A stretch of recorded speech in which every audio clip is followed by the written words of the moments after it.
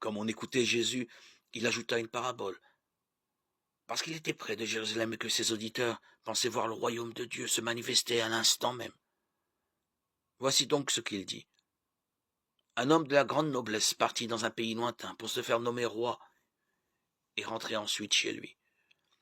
Il appela 10 de ses serviteurs, leur distribua 10 pièces d'or et leur dit « Faites-les fructifier pendant mon voyage. » Mais ses concitoyens le détestaient et ils envoyèrent derrière lui une délégation chargée de dire « Nous ne voulons pas qu'il règne sur nous. » Mais quand il revint après avoir été nommé roi, il convoqua les serviteurs auxquels il avait distribué l'argent afin de savoir comment chacun l'avait fait fructifier.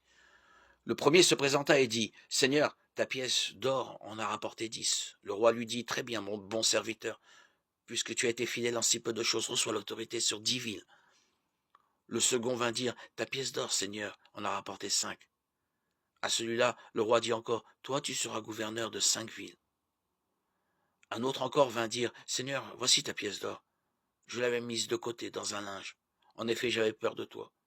Tu es un homme exigeant, tu retires ce que tu n'as pas déposé, tu moissonnes ce que tu n'as pas semé. » Le roi lui dit « Je vais te juger d'après tes propres paroles, serviteur mauvais. Tu savais que je suis un homme exigeant, hein, que je retire ce que je n'ai pas déposé, que je moissonne ce que je n'ai pas semé. Alors pourquoi n'as-tu pas mis mon argent à la banque? À mon arrivée, je l'aurais repris avec les intérêts. » Et le roi dit à ceux qui étaient là, retirez-lui la pièce d'or et donnez-la à celui qui en a 10.